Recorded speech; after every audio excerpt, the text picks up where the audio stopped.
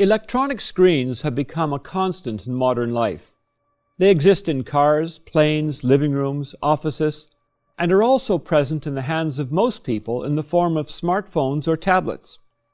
While often used for work, many are utilized primarily for entertainment, communication, and the near constant accessing of social media. It appears that young adults, youths, and children are being consumed by them. Is this a good thing?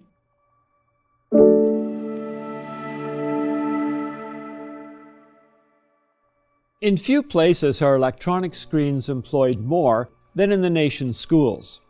From as early as kindergarten and grade 1, children are expected to use computers or touch screens as learning aids. School systems frequently boast about how they promote all manner of electronic and online learning supports, and no longer use the archaic print materials. Yet in the midst of this nearly euphoric rush to replace print and traditional learning with electronics, there are disturbing scientific findings that seem to be willfully ignored by many parents and school systems. A report published by the American Medical Association in 2019 stated, "No improvements have been seen in student academic performance over the past decade. Despite a prodigious investment in technology for education, there are no actual quantifiable improvements in educational results." Then we come to the warnings from the medical field, which are growing louder with every passing year.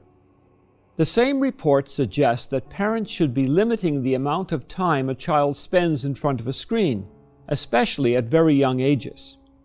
Higher levels of screen time at 24 and 36 months were significantly associated with poorer performance on developmental screening tests at 36 months. From a very young age, there are indications of negative results on the brain from the overuse of screens, yet these are not well understood or solidly confirmed.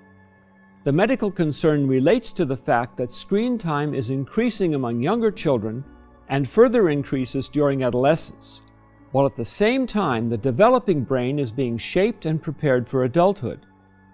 Damage during this period can be serious.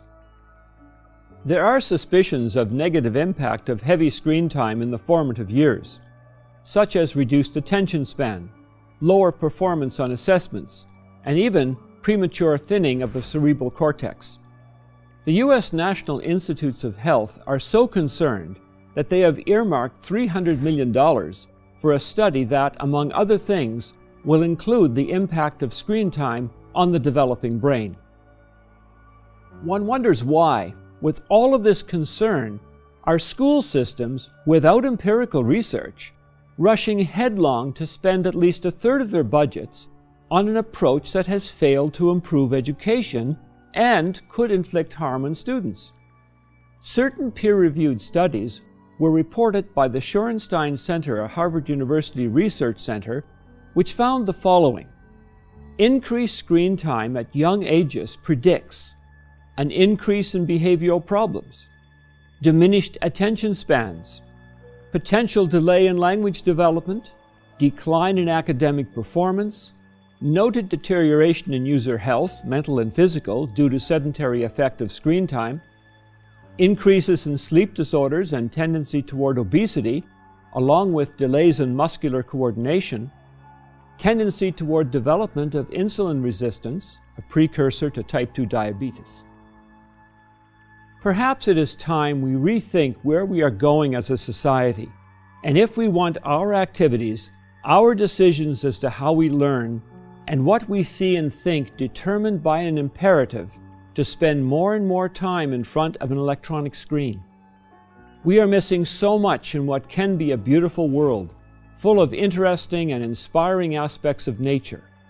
The joy of being outside, of throwing or catching a ball, are all being stolen from a generation growing up with a two-dimensional worldview and a reduced conception of reality. Help your children or grandchildren develop by enabling them to experience life in a world of 3 dimensions, with all of the mental and physical health benefits it offers. Subscribe and click the notification bell to receive updates about new content. Visit tomorrowsworld.org for more articles, telecasts, and booklets.